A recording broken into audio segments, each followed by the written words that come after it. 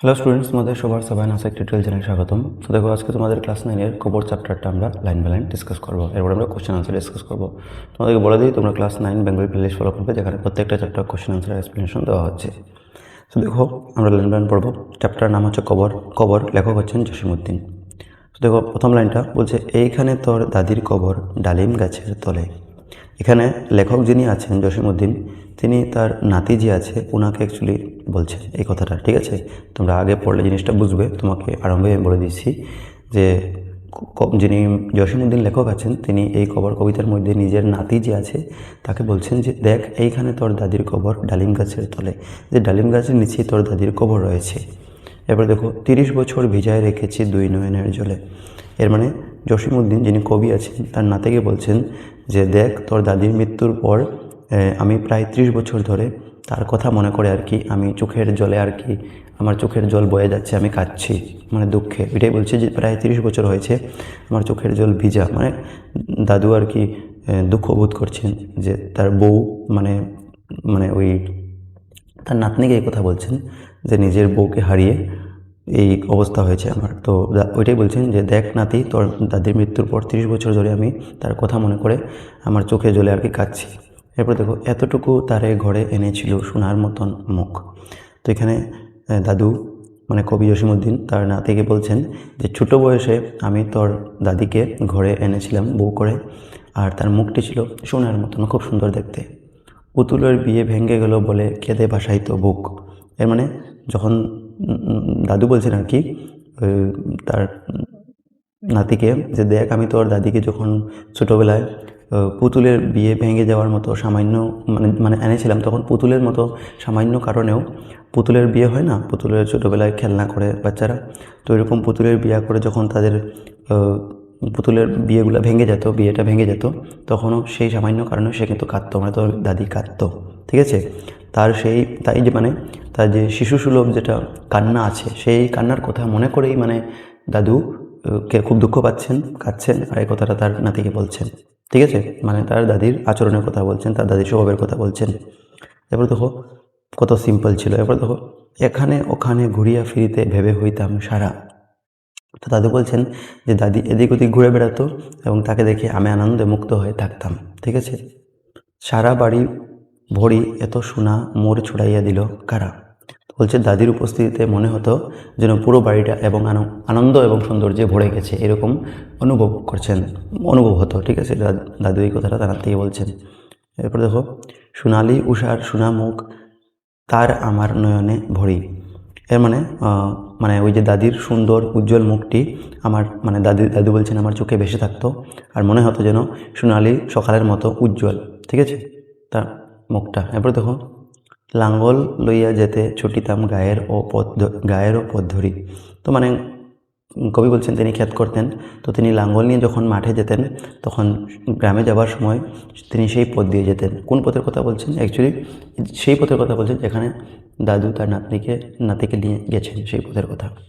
এরপর দেখো, যাইবার কালে ফিরে ফিরে তারা দেখে লইতাম কত, মানে আর কি যখন লাঙ্গল নিয়ে তিনি যেতেন মাঠে, ঠিক আছে, সেই পথে যেতেন, তখন যাওয়ার সময় দাদু বলছেন যে তোর দাদি যখন জীবিত অবস্থায় ছিল তখন কি করতাম, যে মাঠে যাওয়ার সময় বারবার পিছনে ফিরে আমি তোর দাদির দিকে তাকিয়ে দেখতাম। ঠিক আছে, এ কথা লইয়া ভাবি সাব মোড়ে তামাশা করিত শত। এর মানে আমি বারবার ফিরে তাকাতাম বলে গ্রামের লোকজন আমাকে নিয়ে কিন্তু অনেক হাসি ঠাট্টা তামাশা করতো। ঠিক আছে, সেই কালের কথা বলছেন যখন দাদি জীবিত ছিল। এবার দেখো, এমনি করিয়ে জানি না কখন জীবনের সাথে মিশে, আর এভাবেই দাদির সঙ্গে কাটানো ছোটো ছোটো স্মৃতিগুলো কখন যে দাদু তার জীবনের সঙ্গে যে গভীরভাবে তার মিশে গেল, এই কথাটা বুঝতে পারেনি, এই কথাটা বলছেন। ছোটোখাটো তার হাসি ব্যথা মাঝে হারা হয়ে গেনু দিশে। এর মানে তোর দাদির নাতিকে বলছেন, তোর দাদির ছোটো ছোটো হাসি দুঃখ সুখ স্মৃতির মধ্যেই মানে আমি নিজের জীবনের অনেকটা সময় হারিয়ে ফেলেছি, আমি তার এই ছোটো ছোটো জিনিসগুলোর মধ্যে, তার হাসি দুঃখ, ঠিক আছে, সুখের মধ্যেই, তার স্মৃতিগুলোর মধ্যে, মেমোরিজগুলোর মধ্যে। এবার দেখো, বাপের বাড়িতে যাইবার কালে কহিত ধরিয়া পা। আচ্ছা, তো দাদি যখন তার নিজের বাবার বাড়িতে যাবার হতো তখন কি করতেন, তার পা ধরে অনুরোধ করতেন, দাদুর পা ধরে। আমার দেখিতে যাইও কিন্তু উজানতলির ঘা, বলতেন, অনুরোধ করতেন যে ঠিক আছে আমি তো আমার বাবার বাড়িতে যাব, কিন্তু তুমি আমাকে দেখতে আমাদের উজানতলির গ্রামে অবশ্যই আসবে। ঠিক আছে। শাপলার হাটে তরমুজ বেচি 6 পয়সা করি দেরি। তো দাদু বলছেন যে আমি তখন কী করতাম, তো দাদির কথা রাখার জন্য আমি শাপলা বলে একটা জায়গা ছিল, ওইখানে একটা বাজার লাগতো, তো ওইটাকে বলছে শাপলার হাটে। তো ওই শাপলার হাটে কী করতাম, তরমুজ বিক্রি করে, ওইটাই বলছেন তরমুজ বেচি 6 পয়সা করি, মানে শাপলার হাটে আমি কী করতাম, তরমুজ বিক্রি করে 6 পয়সা যেটা জমিয়ে রাখতাম, আর ওই 6 পয়সাটা দিয়েই আমি তোর দাদির জন্য সামান্য উপহার তার জন্য নিয়ে যেতাম তার বাবার বাড়ি। ঠিক আছে। এরপরে দেখো, পুঁতির মালার এক ছড়া নিতে কখনো হতো না দেরি। আর যখন যেতাম আমি তার জন্য উপহার নিয়ে ওই তরমুজ কেটে 6 পয়সা বেচে 6 পয়সা পেয়ে, তখন আমি তোর দাদির জন্য পুঁতির মালারও একটা ছড়া কিনে আনতাম। ঠিক আছে, ওইটাই নিয়ে যেতাম। 1.5 পয়সার তামাক এবং মাজন লইয়া ঘাটে, আর তার পছন্দের সামান্য দামের তামাক এবং মাজনও সঙ্গে করে নিয়ে যেতাম। ওইটাই বলছেন। সন্ধ্যা সন্ধ্যাবেলায় ছুটে যেতাম শ্বশুর বাড়ির ঘাটে, আর সন্ধ্যাবেলা হইতে হইতে তাড়াতাড়ি আমি তোর দাদির শ্বশুর বাড়িতে চলে যেতাম, মানে তোর দাদির বাপ বাড়িতে চলে যেতাম, বাপের বাড়িতে। হেসো না শোনো দাদু সেই তামাক মাজন পেয়ে। তো কবি আর কি, হেসো না শোনো দাদু সেই তামাক মাজন পেয়ে, দাদি সে তোমার কত খুশি হতো দেখিতে যদি চেয়ে। ও, মানে কবি আর কি তার নাতিকে বলছেন যে হাসিস না, শুন রে দাদু, দাদু বলে মানে ওই তার নাতিকে প্রেমে আর কি বলছেন যে সেই যে তামাক আর মাজন পেয়ে তোর দাদি কত খুশি হতো, এটাই বলছেন যে দাদি যে তোমার কত খুশি হতো দেখিতে যদি চেয়ে, যে দাদি তোর ওই সামান্য জিনিসগুলো পেয়েও যে কতটা আনন্দিত হতেন। হ্যাঁ, তুমি যদি দেখতে সেই সময় থাকতে তখন তুমি সেই জিনিসটা বুঝতে পারতে। তো মানে মোটামুটি এই যে অংশটা পড়লাম আমরা পুরোটা, এখানে কবিতার মানে মৃত দাদির সঙ্গে ওই মানে তার বউয়ের সঙ্গে আর কি কাটানো সুখ দুঃখ, ভালোবাসার স্মৃতি, আন্তরিকতা, সেই কথাগুলো মনে করে দিচ্ছেন তার নাতিকে। ঠিক আছে। তো তার দাদি কীভাবে ছোটলতায় সরল সহজ ছিল, হাসি ভালোবাসায় কাটাতো দিনগুলা। তার স্মৃতির মধ্যে সে শ্বশুরবাড়ি যখন চলে গেছিলো তার জন্য কী কী উপহার নিয়ে গেছিলো, এই কথাগুলো তিনি গভীর আবেগ এবং তার বেদনার যেটা মনে সৃষ্টি করেছে সেই কথাগুলো তার নাতিকে বলছেন। এরপর দেখো নেক্সট আরেকটা অংশ আছে, নথ নেড়ে নেড়ে কহিত হাসিয়া এতদিন পরে এলে। এর মানে যখন দাদি তার শ্বশুরবাড়িতে তার বউর জন্য, দাদির জন্য জিনিস নিয়ে যেতেন, উপহার নিয়ে যেতেন, তখন দাদি সেখানে বলতেন, যখন তিনি পৌঁছে যেতেন সেখানে বলতেন তাকে যে তার নথ পড়া অবস্থায়, নথ মানে কি নাকের মধ্যে যে পড়ে তুই মহিলারা, তুই নাকের নথ পড়া অবস্থায় দাদি হাসতে হাসতে বলতেন যে এতদিন পরে তুমি এলে আমাকে দেখতে, পথ পানে চেয়ে আমি যে হেতাই কেঁদে মরি আঁখি জ্বলে। আর আমি তোমার অপেক্ষা করতে করতে, মানে তোমার পথের চাইতে চাইতে কত যে চোখের জল কেঁদে কষ্ট পেয়েছিলাম যে তুমি আমাকে কখন আসবে নিয়ে যাবে। আমাকে ছাড়িয়া এত ব্যথা যার কেমন করিয়া হায়। তো বলছেন যে আমাকে ছেড়ে তিনি কীভাবে এত কষ্ট সহ্য করেছেন, এই কথা ভেবে তিনি কবির মনে যেটা আছে গভীর দুঃখ হতো যে কীভাবে সে অত দুঃখ কষ্ট করছে আমার জন্য, যখন সে কেঁদে কেঁদে বলতো ওকে, দাদুকে। কবর দেশেতে ঘুমায় রয়েছে নিঝুম নিরালায়। এর মানে সেই প্রিয় মানুষটি এখন কিন্তু কবরের মধ্যে শুয়ে আছে। দাদু তার নাতিকে বলছেন যে এখন তোর দাদি নেই, সেই আমার প্রিয় মানুষটি এখন কিন্তু কবরের মধ্যে নীরব এবং নির্জন অবস্থায় চিরনিদ্রায় শুয়ে গেছে। হাত জোড় করে দোয়া মাং দাদু আয় খুদা দয়াময়। সো ওইটাই দাদু তার নাতিকে বলছেন যে ঈশ্বরের কাছে তুমি হাত জোড় করে প্রার্থনা করো যে হে দয়াময় ঈশ্বর, আমার দাদির তোরাতে যেন ব্যস্ত নাজেল হয়। এর মানে যে তিনি হাত জোড় করে প্রার্থনা করে যে যেন তোর দাদির জন্য স্বর্গের শান্তি এবং আশীর্বাদটা নেমে আসুক, ঠিক আছে, শান্তি পায়। তারপর এই শূন্য জীবনে যত কাটিয়াছি পারি। তো এটাই দাদু তার নাতিকে বলছেন যে দাদির মৃত্যুর পর আমার জীবনটা শূন্য হয়ে গেছে, আর সেই শূন্য জীবনে তিনি বহু বছর কাটিয়েছি। দাদু বলছেন তার নাতিকে, যেখানে যাহারে জোড়ায় ধরেছি সেই চলে গেছে ছাড়ি। আর জীবনে যাকেই ভালোবেসে, তো দাদি যাওয়ার পর ভালোবেসে যাকেই আপন করে নিয়েছেন, শেষ পর্যন্ত সেই মানুষই তাকে কিন্তু ছেড়ে চলে গেছে। শত কাফনের শত কবরের অঙ্ক হৃদয়ে আঁকি। মানে জীবনে বহু মানুষের মৃত্যু এবং কবর দেওয়ার স্মৃতি আছে, আর এবং সেই জিনিসটা হৃদয়ে আর কি একটা গভীরভাবে একটা দুঃখ করে গেছে, গভীরভাবে একটা গেঁথে গেছে। ঠিক আছে, এই জিনিসটা গনিয়া ভুল করে গনি সারা দিনরাত জাগি।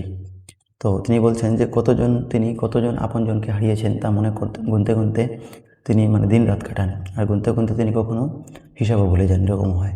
এই মোর হাতে কোদাল ধরিয়া কঠিন মাটির তলে, কারণ কবর গাড়তে হতে তো কোদাল দিয়ে মাটি খুঁড়তে হবে। তুই বলছেন যে নিজের হাতে কোদাল নিয়ে তিনি শক্ত মাটি খুঁড়েছেন, আর কতজনকে কবরের তলে ফেলেছেন। ঠিক আছে, গাড়িয়া দিয়েছে কত সুনামুখ নাওয়ায় চোখের জলে। তো এটাই বলছেন যে কত প্রিয় মানুষের সুন্দর মুখ শেষবারের মতো দেখে তাদের চোখের জলে, আমার নিজের চোখের জলে কেঁদে তাদেরকে কবরের মাটিতে শুয়ে দিয়েছি। মাটিরে আমি যে বড় ভালোবাসি, মাটিতে মিশায় বুক। আয় আয় দাদু গোলাগুলি ধরি কেঁদে যদি হয় সুখ। আচ্ছা, তো কবি বলছেন যে মাটিকে আমি খুব ভালোবাসি, কারণ এই মাটির মধ্যে আমার অনেক প্রিয় মানুষজন এর দেহ মিশে আছে। যে আর কবিতার নাতিকে ডেকে বলছেন যে আসো নাতি, আমরা দুজন জড়িয়ে গোলাগুলি করে জড়িয়ে ধরি, হয়তো আমাদের মনের দুঃখটা কিছুটা কমবে আমরা যদি গোলা জোড়াজুড়ি করে ধরি তখন। ঠিক আছে, এইখানে তোর বাবজি ঘুমায়, এইখানে তোর মা। এখানে কবি কিন্তু এখন আসল কথাটা বলছেন যে এই যে তার দাদু নাতি আছে, তার বাবা মা কিন্তু মরে গেছে, এটাই বলছেন যে দেখ তোর এই জায়গায় তোর বাবা ঘুমিয়ে আছেন এবং এইখানে তোর মা শুয়ে আছেন। তো মানে দাদু তার নাতিকে তার বাবা মা মারা গেছেন সেই কথাটাও, সেই খবরটাও দেখাচ্ছেন এখানে। এরপরে দেখো, কাঁদছিস তুই কি কবি করিব দাদু পড়ান যে মানে না। তো নাতিকে আর কি কাঁদতে দেখে কাঁদা শুরু করলো, তখন কবিতাকে দেখে বলছেন যে তুই কাঁদছিস, আমি কি করব নাতি, আমার মনে তো এত দুঃখ মেনে নিতে পারছে না। সেই ফাল্গুনে বাপ তোর এসে কহিল আমারে ডাকি। তো বলছেন সেই কথাটা তার বাপ মরে যাওয়ার আগে আর কি, যে সেই ফাল্গুন মাসে তোর বাবা এসে আমাকে ডেকে বলেছিল। ঠিক আছে, মানে আর কি ওই দাদুরও তো তার ছেলে, কারণ তার নাতির বাবা মানে কি দাদুরও ছেলে, দুইটাই। বাবা বা জান আমার শরীর আজকে কি করে যে থাকি। তো ওইটাই ফাল্গুন মাসে তোর বাবা এসে নাতিকে বলছে নাকি তোর বাবা এসে আমাকে বলেছিল যে আমার বা জান মানে আব্বা জান, আমার শরীরটা কেমন যেন লাগছে, খুব অস্বস্তি হচ্ছে। ঠিক আছে, ঘরের মেঝেতে সবটি বিছায় কহিলাম বাছা শুও। আর তখন আমি তোর বাবাকে তার নাতিকে বলছেন যে তোর বাবা যখন বললো আমার শরীরটা কেমন লাগছে, অস্বস্তি হচ্ছে, তখন আমি তোর বাবাকে অসুস্থ ছিল এই অবস্থায় তাকে ঘরের আর কি বিছনায় করে শুয়ে বলতে বলেছিলাম। সেই শোয়া তার শেষ হবে তাহা কি জানিত কেউ। আর সেই যে শোয়াটা তার বিছানায় শেষ অবস্থা হতো, মানে শেষ রকমের মতো সে যে শুয়ে যেত, সেটা আর কেউ জানতো নাকি। ঠিক আছে, আর সে কখনো যে দাঁড়াবে না এটা কেউ জানতো নাকি।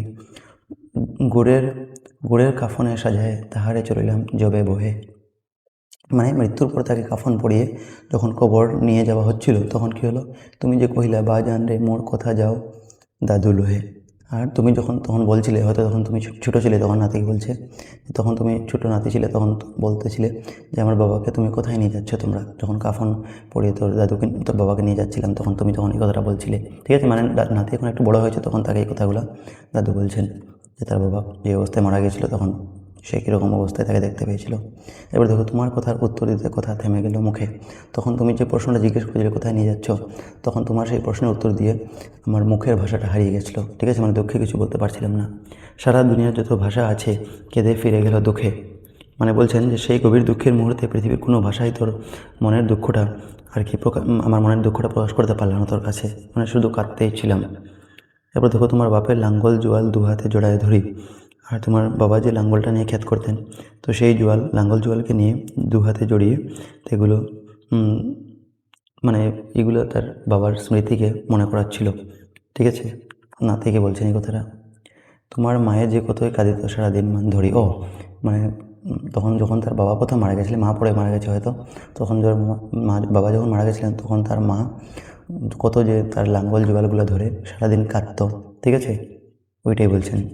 তো সহজে এই অংশ যদি বলি, তো এখানে দাদু তার নাতিকে উদ্দেশ্য করে বলছেন যে তোর পরিবারে কত মৃত আপনজন আছে তাদেরকে আমি কবর দিয়েছি। কীভাবে তোর বাবা মাকে আমি কবর দিয়েছি, তোর দাদিকে তো দিয়েছিলাম, এটা আগের পেজে আমরা পেলাম। তো এই কথাগুলো এখানে বলা হয়েছে। ঠিক আছে, তো আশা করি তোমরা যেটা বুঝতে পেরেছো। Thank you for watching. Next ভিডিওতে আমরা কোশ্চেন আনসার ডিসকাস করবো। এইখানেও কিছু ইম্পর্টেন্ট তোমরা পড়ে নিবে।